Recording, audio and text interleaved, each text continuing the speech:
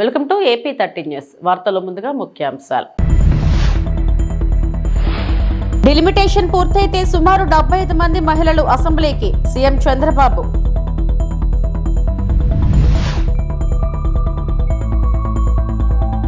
నాతో నడుస్తున్న ప్రతి ఒక్కరికి కృతజ్ఞతలు వైఎస్ జగన్.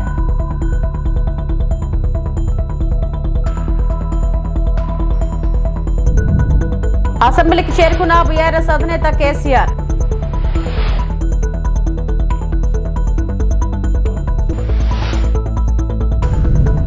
ప్రధానమంత్రి నరేంద్ర మోడీ తన మారిషస్ పర్యటన సందర్భంగా పోర్ట్ లూయిస్ లో ప్రతిపక్ష నాయకుడు జార్జెస్ పియరీ లెస్జాంగార్డ్ తో సమావేశమయ్యారు. ద్వైపాక్షిక సంబంధాలు మరియు మారిషస్ లోని భారతదేశం పెట్టుబడులపై కీలక చర్చల మధ్య ఈ సమావేశం జరిగింది.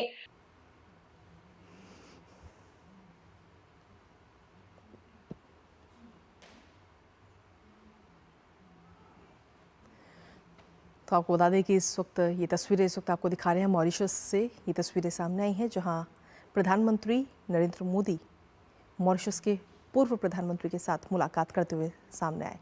आपको बता दें कि प्रधानमंत्री मॉरिशस के 97वें राष्ट्रीय दिवस समारोह में भी आज शामिल होते हुए नजर आएंगे। और लेकिन इस समारोह से पहले पूर्व प्रधानमंत्री प्रविंद जगन्नाथ के साथ ये बेहद ही खास और अहम मुलाकात प्रधानमंत्री की तरफ से की गई। इस दौरान कई अधिकारी भी वहां पर मौजूद रहे। कई मुद्दों को लेकर बातचीत इस दौरान हुई। तो अपनी 2 दिन की मॉरिशस यात्रा का आज ये दूसरा दिन है प्रधानमंत्री नरेंद्र मोदी की इस यात्रा का। साथ ही आज समारोह में भी शिरकत करते हुए प्रधानमंत्री नरेंद्र मोदी नजर आएंगे।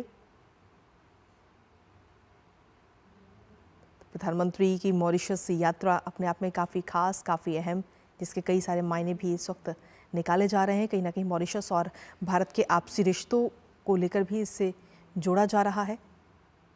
आपसी रिश्ते जो हैं मॉरिशस और भारत के, वो आगे आने वाले समय में और मजबूत होते हुए हमें नज़र आएंगे। कई सारे MOU पर भी साइन होने हैं।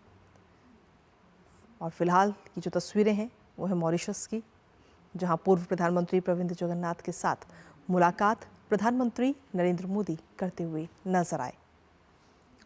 और इस दौरान उनके साथ में बाकी अधिकारी भी वहां पर मौजूद रहे। तो इस मुलाकात के दौरान कई सारे अहम मुद्दों का जिक्र हुआ, कई सारे मुद्दों को लेकर చర్చ. తమ ప్రభుత్వంలో ఏ కార్యక్రమం చేపట్టినా మహిళలను దృష్టిలో పెట్టుకునే చేశామని ఏపీ సీఎం చంద్రబాబు తెలిపారు. శాసనసభలో ఆయన మాట్లాడారు. మహిళా సాధికారతను మాటల్లో చెప్పడం కాదని చేతల్లో చేసి చూపించాలన్నారు. టీడీపీతోనే మహిళా సాధికారత ప్రారంభమైందని చెప్పారు. మహిళలకు ఆస్తిలో హక్కును తొలిసారి ఎన్టీఆర్ కల్పించారని గుర్తు చేశారు. నేను ఈ హౌస్ ద్వారా పిలిపిస్తున్నా. మొన్నే అంతర్జాతీయ దినోత్సవం చేసుకున్నాం. ఆ సభలో నేను ఒక హామీ ఇచ్చాను. ఒక్క సంవత్సరంలో 1,00,000 మందిని డాక్రా సంఘాలని, మెప్మా సంఘాలని ఆంటర్‌ప్రెన్యూర్ చేసి లక్షాధికారులు చేస్తామని ఒక మాట ఇచ్చాం. 1,00,000 టార్గెట్ పెట్టుకున్నామని చెప్పి కూడా నేను మీకు తెలియజేస్తున్నాను. అంటే మొత్తం ఒక సంవత్సరంలో 1,00,000 మంది ఆంటర్‌ప్రెన్యూర్స్ తయారు చేయాలి. అదే సమయంలో నేను మిమ్మల్ని కోరేది, కాన్స్టిట్యున్సీకి 1000 మందిని మీరు తయారు చేస్తున్నారు. ప్రతి నియోజకవర్గంలో 1000 మందిని డబ్బులు ఇచ్చేది ఇస్తాం, లింక్ చేస్తాం, ఫైనాన్స్ ఇస్తాం, ఏ విధంగా చేయాలని అవన్నీ కూడా పెడతాం. పెట్టిన తర్వాత మీరందరూ శ్రద్ధ తీసుకుని 1000 మందిని మీరు చేయగలిగితే 1,75,000 అవుతారు. నేను ఇచ్చిన టార్గెట్ 1,00,000, మీరు కలిసి వస్తే 1,75,000 అవుతుంది. ఆ కల్చర్ వస్తే ఇంకా ఎక్కువ పెరిగే అవకాశం ఉంటుందని చెప్పి కూడా నేను మీకు తెలియజేస్తున్నా. మొన్న ఒక్క రోజునే 10 లక్షల మంది మహిళలకు ఉపయోగపడే విధంగా 4,400 కోట్ల రూపాయల రుణాలు గాని సబ్సిడీస్ గాని ఇచ్చాం. ఒక చిన్న ఎక్స్పెరిమెంట్ చేశాం. ఒకే రోజున 3,80,000 లావాదేవీలు, ట్రాన్సాక్షన్స్, 5 కోట్ల విలువైన ప్రాడక్టులు, 35,225 డాక్రా ఉత్పత్తుల్ని ONDC కింద ఆన్లైన్ లో ఒక రోజులో మార్కెట్ చేయగలిగాం. ప్రపంచంలో ఎక్కడా జరగనటువంటి కార్యక్రమానికి ఆంధ్రప్రదేశ్ గవర్నమెంట్ శ్రీకారం చుట్టాం.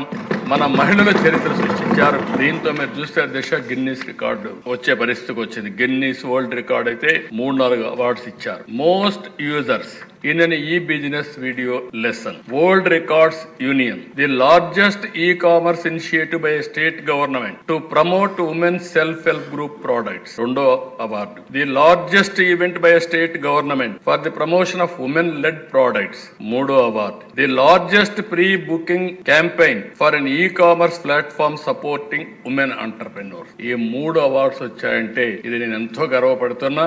ఆంధ్రప్రదేశ్ లో ఉండే ప్రతి ఒక్క మహిళకి, డాక్రా సంఘాలకి ఈ అవార్డ్స్ అంకితం చేస్తున్నానని చెప్పి కూడా నేను మీకు తెలియజేస్తున్న ఒక చరిత్ర. సందర్భంగా పార్టీ అధినేత వైఎస్ జగన్మోహన్ రెడ్డి భావోద్వేగానికి గురయ్యారు. ఇన్నేళ్ల ప్రయాణంలో తన వెంట నడిచిన ప్రతి ఒక్కరికి కృతజ్ఞతలు తెలియజేస్తూ ఓ సందేశం విడుదల చేశారు ఆయన. నాన్నగారు దివంగత ముఖ్యమంత్రి డాక్టర్ వైఎస్ రాజశేఖర రెడ్డి గారి ఆశయాల సాధనే లక్ష్యంగా ఆవిర్భవించిన వైఎస్ఆర్ కాంగ్రెస్ పార్టీని నాటి నుంచి నేటి వరకు తమ భుజ స్కంధాలపై మోస్తున్న కార్యకర్తలు, అభిమానులు, నాయకులందరికీ పార్టీ ఆవిర్భావ దినోత్సవ శుభాకాంక్షలు. నా ఒక్కడితో మొదలై ఎన్నో ఒడిదుడుకులు ఎదుర్కొని ప్రజల ఆశీస్సులతో శక్తివంతమైన రాజకీయ పార్టీగా ఎదిగిన వైఎస్ఆర్ కాంగ్రెస్ పార్టీ 15వ సంవత్సరంలోకి అడుగుపెట్టింది. ఈ సుదీర్ఘ కాలంలో పార్టీ నిరంతరం ప్రజలలోనే ఉంది, ప్రజల కోసం పనిచేస్తూనే ఉంది. అధికారంలో ఉన్న ఆ 5 ఏళ్లలో దేశ రాజకీయ చరిత్రలో ఏ రాష్ట్రంలో ఏ పార్టీ చేయని విధంగా సంక్షేమం, అభివృద్ధిని అందించింది. ఈరోజు వైఎస్ఆర్సీపీకి సంబంధించిన ప్రతి కార్యకర్త కూడా గ్రామంలో ఉన్న ఏ ఇంటికైనా కూడా వెళ్ళొచ్చు, ఏ పేదవాడింటికైనా కూడా వైఎస్ఆర్సీపీ కార్యకర్త సగర్వంగా తలెత్తుకుని కాలర్ ఎగిరేసుకుని వెళ్లే పరిస్థితి వైఎస్ఆర్సీపీకి సంబంధించిన కార్యకర్తలకు ప్రతి ఒక్కరికి ఉంది. ఏ ఇంట్లోకి వెళ్ళినా కూడా వైఎస్ఆర్సీపీ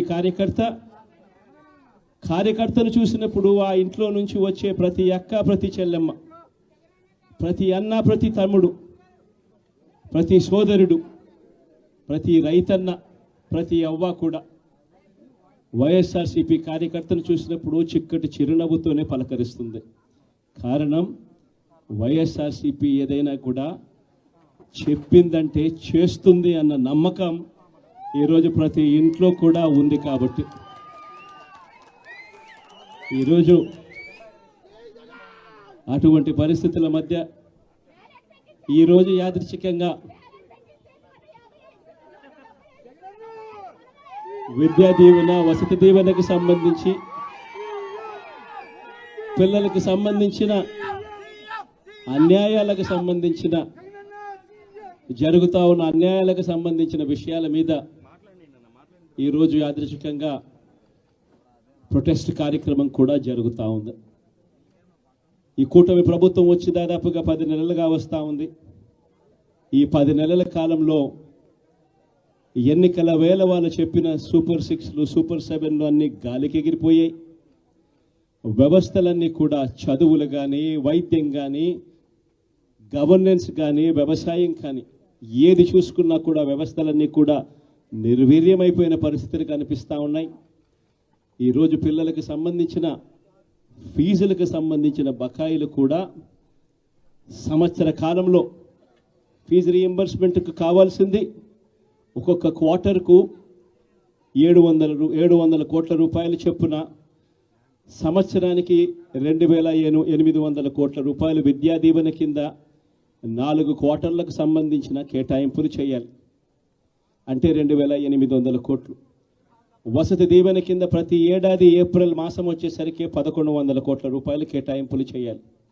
అంటే గత ఏడాది ఈ 1,100 కోట్లు, 2,800 కోట్లు, ఈ రెండింటికి సంబంధించి 3,900 కోట్ల రూపాయలకు కేటాయింపులు చేసి, ఖర్చు చేసి పిల్లల చదువులను ప్రోత్సహించాల్సిన పరిస్థితిలో ఈ ప్రభుత్వం చేసింది ఏమిటి అనంటే కేవలం 700 కోట్ల రూపాయలు మాత్రమే ఇచ్చి చేతులు దులుపుకున్న పరిస్థితులు. అంటే 3,200 కోట్ల రూపాయలకు సంబంధించిన బకాయిలు పెండింగ్లో పెట్టారు. భారత అధినేత ప్రతిపక్ష నేత కేసీఆర్ అసెంబ్లీ వద్దకు వచ్చారు. బడ్జెట్ సమావేశాల నేపథ్యంలో సభకు హాజరయ్యేందుకు ఆయన చేరుకున్నారు. శాసనసభ వద్ద భారత ఎమ్మెల్యేలు, ఎమ్మెల్సీలు కేసీఆర్ కు స్వాగతం పలికారు. అనంతరం వారితో ఆయన సమావేశమయ్యారు. అసెంబ్లీలో భారత అనుసరించాల్సిన వ్యూహంపై కేసీఆర్ దిశానిర్దేశం చేసినట్లు సమాచారం.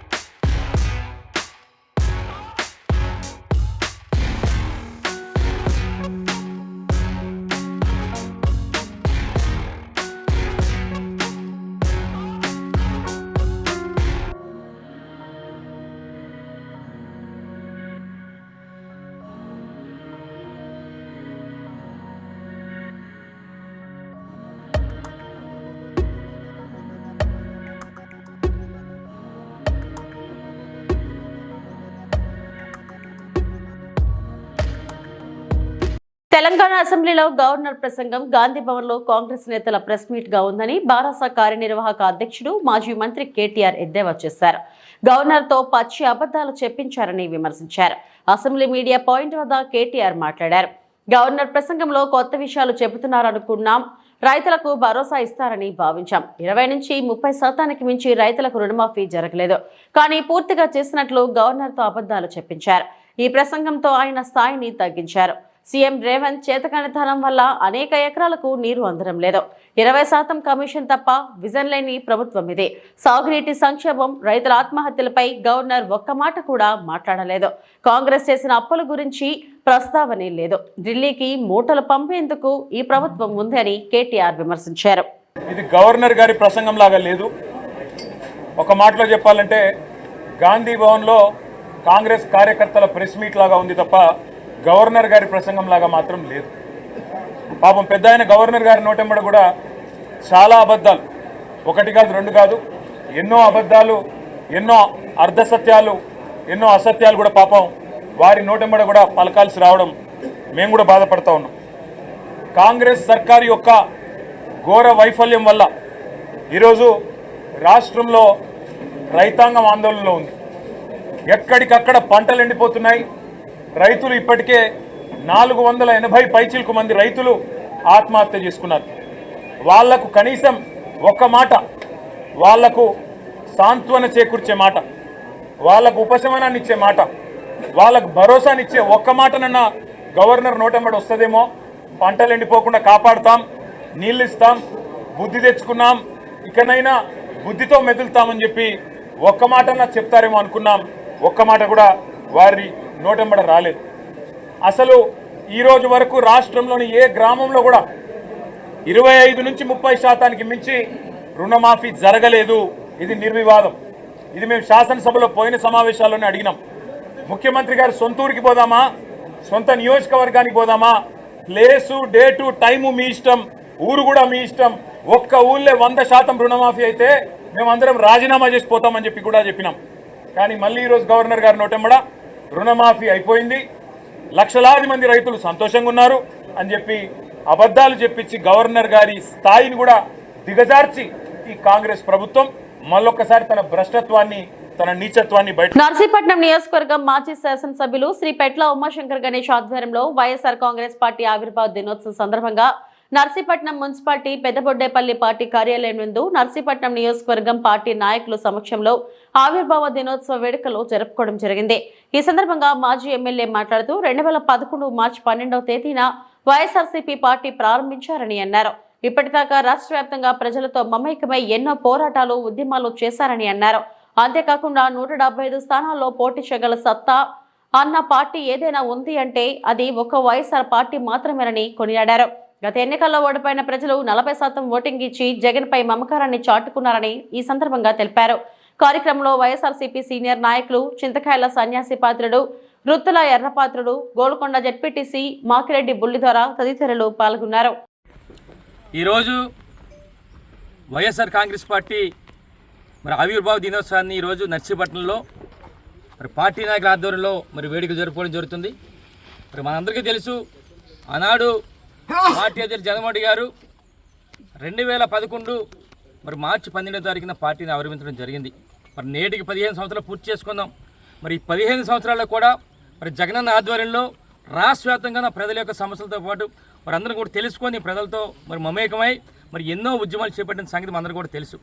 దానికి తోడు ఏదైతే అధికారంలోకి వచ్చామో జగనన్న ముఖ్యమంత్రి అయిన తర్వాత ఎక్కడ పార్టీలు చూడకుండా, రాజకీయాలు చూడకుండా ఏదైతే మేనిఫెస్టోలో పెట్టారో మేనిఫెస్టోలో పెట్టిన పథకాలందరూ కూడా ప్రతి ఒక్కరికి కూడా అందించిన ఘనత జగనన్న అని చెప్పి సందర్భం తెలియపరచాలి. ఒక్క ముఖ్యం చెప్పాలి, ఈరోజు ఆంధ్రప్రదేశ్ రాష్ట్రంలో 175 నియోజకవర్గాల్లో పోటీ చేయగల దమ్మున్న పార్టీ వైఎస్ఆర్ కాంగ్రెస్ పార్టీ. అలాగే 175 నియోజకవర్గాల్లో పోటీ చేయించగల దమ్మున్న నాయకుడు వైఎస్ జగన్మోహన్ గారు అని చెప్పి సందర్భంగా తెలియపరచడం జరుగుతుంది. అయితే ముఖ్యంగా మొన్న జరిగిన ఎన్నికల్లో ఓటమి చెందినప్పటికీ కూడా రాష్ట్ర వ్యాప్తంగా 40% ఓట్లు పడ్డాయంటే మరి జగనన్నకి ఏ విధంగా ఆదరణ ఉందో మనందరూ కూడా తెలుసుకోవాలి. రేపు రాబోయే రోజుల్లో కూడా మరొక 4 సంవత్సరాలు ఎన్నికలు ఉన్నాయి. ఈ 4 సంవత్సరాలు కూడా జగనన్న ఆధ్వర్యంలో జగనన్న పిలుపు మేరకు మా పార్టీ నాయకులందరూ కూడా కష్టపడి పనిచేయడమే కాకుండా ప్రజల తరపున పోరాటం చేయడమే కాకుండా రేపు రాబోయే రోజుల్లో జగనన్న ముఖ్యమంత్రిని చేసుకుంటామని చెప్పి సందర్భంగా తెలియపరుస్తూ జై జగన్, జై జగన్, నాయకత్వం, నాయకత్వం. అర్చనార్థం ప్రచారార్థమై చంద్రబాబు పవన్ కళ్యాణ్ బాబులు రోడ్లు వేయండి, మోకాళ్లపై నిల్చుని గిరిజనుల నిరసన. వి మాడుగుల శంకరం పంచాయతీలోని తాడివలస, గొప్పూరు, రాయిపాలెం, రాజంపేట, వెలగలపాడు, కొత్తవలస, మామిడిపాలెం గిరిజన గ్రామాలకు రోడ్ల సౌకర్యం కల్పించి కొత్తవలస, తాడివలస, ఉరకగడ్డలపై 2 బ్రిడ్జిలు నిర్మించాలని 7 గ్రామాలకు చెందిన వందలాది మంది ఆదివాసీ గిరిజనులు, మహిళలు మోకాళ్లపై నిలబడి చంద్రబాబు నాయుడు మా గ్రామాలకు రోడ్డు సౌకర్యం కల్పించండి, పవన్ కళ్యాణ్ బాబు మా గిరిజన గ్రామానికి రోడ్డు సౌకర్యం కల్పించండి అంటూ పెద్ద ఎత్తున ఆందోళన చేసి నిరసనలో చేపట్టారు. వీరికి మద్దతుగా సిపిఎం జిల్లా కార్యదర్శి వర్గ సభ్యులు డి వెంకన్న, మండల కార్యదర్శి ఇరట నరసింహమూర్తి, కె భవానీ, పల్లోని మాట్లాడారు. ఎన్నికల ముందు ఈ గ్రామాలకు రోడ్ల సౌకర్యం కల్పించాలని 9,30,00,000 రూపాయలతో రోడ్లు, బ్రిడ్జిలు నిర్మిస్తున్నట్లు నమ్మపలికి ఎన్నికలు అయ్యి 9 నెలలు అవుతున్నా కనీసం పట్టించుకోలేదన్నారు. ఈ కార్యక్రమంలో సోముల నరసింహారావు, జన్ని చిన్నారావు, సోలం సన్యాసమ్మ, సోలం మంగ తదితరులు పాల్గొన్నారు.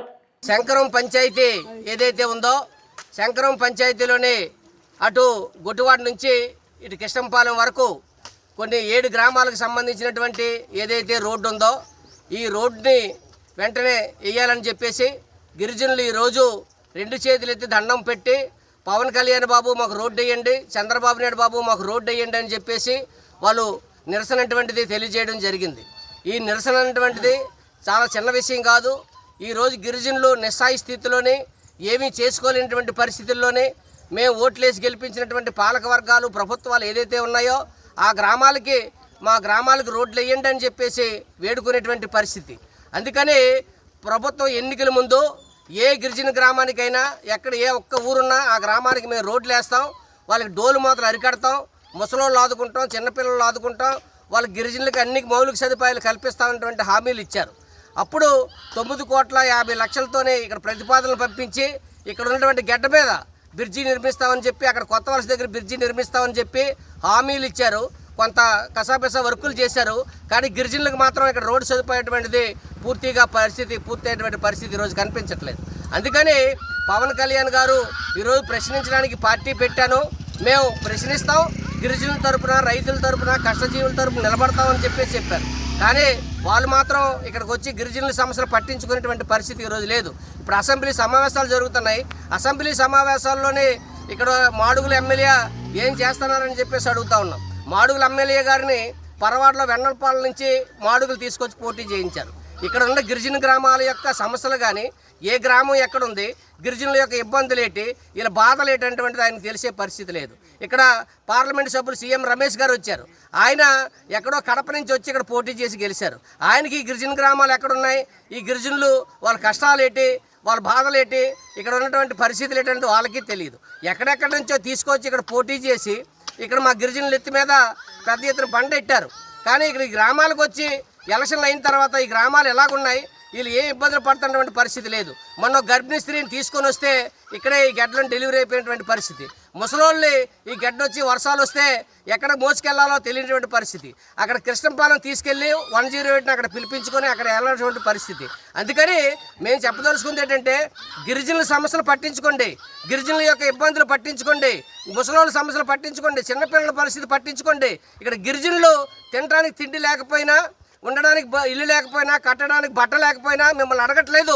మాకు రోడ్డు సౌకర్యం కల్పించండి, మా పిల్లలు స్కూల్కి వెళ్ళడానికి అవకాశం కల్పించండి, గర్భిణీ స్త్రీలు, బాలింతలు హాస్పిటల్ పోవడానికి మాకు అవకాశం కల్పించండి. ఉద్యోగాల కల్పన చంద్రబాబుతోనే సాధ్యం. రాజంపేట పార్లమెంట్ క్యాంప్ కార్యాలయంలో టీఎన్ఎస్ఎఫ్ రాష్ట్ర ప్రధాన కార్యదర్శి రేవూరు వేణుగోపాల్ విలేకరుల సమావేశంలో జగన్ ప్రభుత్వంపై తీవ్ర విమర్శలు చేశారు. విద్యార్థులకు అన్యాయం, 4,271 కోట్ల ఫీజు మరియు వసతి దీవెనల బకాయిలు పెండింగ్, 16 లక్షల మందికి ఫీజు రీయింబర్స్మెంట్స్ ఇచ్చిన చంద్రబాబు జగన్ 9 లక్షలకు కుదించారని ఆరోపించారు. నిరుద్యోగులకు ద్రోహం, 6 లక్షల మందికి నిరుద్యోగ భృతి రద్దు, 2.3 లక్షల ప్రభుత్వ ఉద్యోగాల హామీ విస్మరణ, పరిశ్రమలపై దాడులతో పెట్టుబడులు తరలిపోయాయని విమర్శలు గుప్పించారు. యువత భవిష్యత్తు క్షీణత, నిరుద్యోగం 24% పెరిగి దేశంలో ఏపీ మొదటి స్థానం. ఎన్సీఆర్బీ ప్రకారం 2100 మంది నిరుద్యోగుల ఆత్మహత్యలు. చంద్రబాబు హయాంలో అభివృద్ధి. 12 లక్షల ఉద్యోగాలు, ఐటీ ఉద్యోగాలు 5,000 నుంచి 35,000కు పెంపు. జూన్లోపు 16,347 ఉపాధ్యాయ పోస్టులు భర్తీ. యువపోరు మోసం. చంద్రబాబు లోకేష్ చేతనే యువత భవిష్యత్తు భద్రమని స్పష్టం. వైఎస్ఆర్ కాంగ్రెస్ పార్టీ అధినేత జగన్మోహన్ రెడ్డి ఇంటి ముందు చేయాలి. ఎందుకంటే లాస్ట్ గవర్నమెంట్లో చూసాం, దాదాపు 4,271 కోట్ల రూపాయలు బకాయిలు పెట్టి వెళ్ళిపోయిన జగన్మోహన్ రెడ్డి ఇంటి ముందు వైఎస్ఆర్ నాయకులు ధర్నా చేయాల్సిన అవసరం ఉంది. వచ్చిన 9 నెలల్లోనే కూటమి ప్రభుత్వం దాదాపు 788 కోట్ల రూపాయలు రీఎంబర్స్మెంట్ డైరెక్ట్గా కాలేజీ యాజమాన్యం అకౌంట్లో డబ్బులు వేసిన పరిస్థితి. అంటే విద్యార్థులకు ఎటువంటి ఇబ్బంది జరగల. అయినా కూడా ఫీజు పోర్ కార్యక్రమం ద్వారా ప్రజలకు ఏం మెసేజ్ ఇవ్వాలనుకుంటా ఉన్నారు? రూంతన బుద్ధి ఉందే ఈ యొక్క వైఎస్ఆర్ కాంగ్రెస్ పార్టీ నాయకులకు, కార్యకర్తలకు? ఒకసారి ఆలోచన చేయండి. ఎందుకు కార్యక్రమం చేయాలి? ప్రజాస్వామ్యంలో ప్రజాస్వామ్యబద్ధంగా ఏమన్నా అన్యాయాలు జరిగితే వాళ్ళ తరపున పోరాటాలు చేసే హక్కు రాష్ట్రంలో, దేశంలో ఎవరికైనా ఉంది. కానీ ఇక్కడ ఏ అన్యాయం జరగకుండా కేవలం వైఎస్ఆర్ కాంగ్రెస్ పార్టీ మనుగడ కోసం, ఆ పార్టీ యొక్క ఉనికి కోసం ఈ యొక్క ఫీజు పోరని చెప్పి కార్యక్రమం తీసుకుంటా ఉంది. రాష్ట్రంలో విద్యార్థులు ఆలోచించాలి. వైఎస్ఆర్ కాంగ్రెస్ పార్టీలో ఆ రోజు తల్లుల అకౌంట్లో ఫీజు రియంబర్స్మెంట్ వేస్తానని చెప్పి జగన్మోహన్ రెడ్డి వేయకుండా విద్యార్థులను కాలేజ్ యాజమాన్యాలు వేధించారు. ఈరోజు ఆ పరిస్థితి లేదు. ఏదైతే ఫీజు రియంబర్స్మెంట్ మీద కాలేజీలో విద్యార్థులు చేరారో వాళ్ళ అకౌంట్లో డైరెక్ట్ కాలేజ్ అకౌంట్లోనే ఈరోజు ఫీజు రియంబర్స్మెంట్ డబ్బులు పడే పరిస్థితి.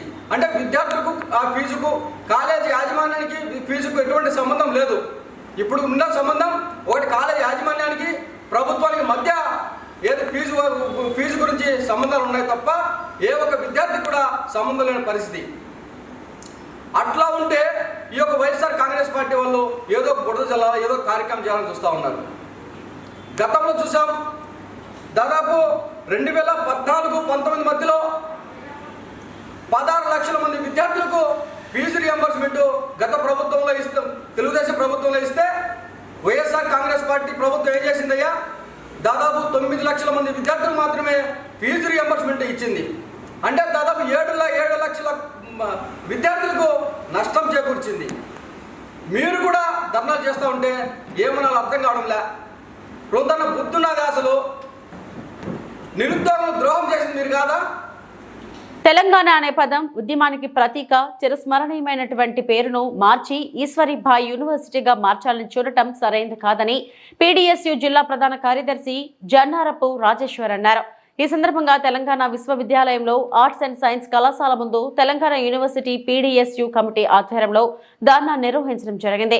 ఈ సందర్భంగా నాయకులు మాట్లాడుతూ 1960 నుంచి 2014 వరకు సుదీర్ఘ చరిత్ర కలిగిన తెలంగాణ పేరును మార్చడం అంటే తెలంగాణ ప్రజల మనోభావాలను దెబ్బతీయటమే అన్నారు. ఎంతో మంది త్యాగాల గాయాలు, ఉద్యమ స్ఫూర్తి కలిగిన తెలంగాణ పేరును అలాగే ఉంచాలని రాష్ట్ర ప్రభుత్వాన్ని డిమాండ్ చేశారు. ఎవరు అధికారంలోకి వస్తే వాళ్ళ తల్లిదండ్రుల పేర్లు ప్రభుత్వ సంస్థలకు పెట్టుకోవడం పద్ధతి కాదని విమర్శించారు. కార్యక్రమంలో తేయు పీడీఎస్యూ నాయకులు ప్రిన్స్ హుస్సేన్, సాయి కిరణ్, ఆకాష్, రమ్య, ప్రవీణ తదితరులు పాల్గొన్నారు. కాంగ్రెస్ ప్రభుత్వం నేడు తెలంగాణ యూనివర్సిటీకి ఉన్నటువంటి పేరును ఈరోజు ఈశ్వరీబాయి యూనివర్సిటీగా మార్చే ప్రయత్నాలు చేస్తున్నది. ఈరోజు తెలంగాణ యూనివర్సిటీకి ఒక చరిత్ర ఉన్నది. ఎన్నో ఉద్యమాలతో ఇక్కడ నిజామాబాద్ జిల్లాలో యూనివర్సిటీని సాధించుకున్నాం. ఈరోజు రాష్ట్రానికి సంబంధించినటువంటి పేరు ఒక తెలంగాణ యూనివర్సిటీకే ఈరోజు తెలంగాణ ఉన్నది. ఈరోజు మిగతా రాష్ట్రాల్లో చూసుకుంటే పంజాబ్ కానీ, ఢిల్లీ కానీ, అదేవిధంగా హర్యానా కానీ ఈరోజు అనేక రాష్ట్రాలలో ఆ రాష్ట్రానికి సంబంధించినటువంటి పేరు ఏదో ఒక యూనివర్సిటీకి ఉన్నది. ఈరోజు తెలంగాణలోనే అన్ని యూనివర్సిటీలలో వల్ల తెలంగాణలో ఉన్నటువంటి ఇక్కడ డిస్పెల్లో ఉన్నటువంటి యూనివర్సిటీకి తెలంగాణ అటువంటి పేరున్నది. ఇది ఇక్కడ ఉద్యమానికి అస్తిత్వానికి సంబంధించినటువంటి పేరు కాబట్టి తెలంగాణ ఈరోజు యూనివర్సిటీ పేరు చేంజ్ చేస్తే ఊరుకునేది లేదు. ఈరోజు రాజకీయ నాయకులు వాళ్ళ తల్లిదండ్రులు ఈరోజు పేరు పెట్టుకోవడానికి ఇదేమో వాళ్ళకు సంబంధించినటువంటి షాపులు కాదు. ఈరోజు విద్యా కేంద్రాలుగా ఉంచాలి కానీ ఈరోజు ఇష్టం వచ్చినట్టు మార్స్తే ఈరోజు ఇక్కడ యూనివర్సిటీ విద్యార్థులు ఊరుకునే పరిస్థితి లేదు. కాబట్టి ఏదైతే పేరు మార్చే నిర్ణయాన్ని వెంటనే రాష్ట్ర ప్రభుత్వం వెనక్కి తీసుకోవాలి. లేనిచో పీడీఎస్సీ ఆధ్వర్యంలో పెద్ద ఎత్తున ఆందోళన కార్యక్రమాలు రాష్ట్ర వ్యాప్తంగా చేస్తామని ఈ సందర్భంగా మేము ఈ రాష్ట్ర ప్రభుత్వాన్ని హెచ్చరిస్తున్నాం. ఇవి ఇప్పటివరకు నా బులెటిన్ అప్డేట్స్. నమస్తే.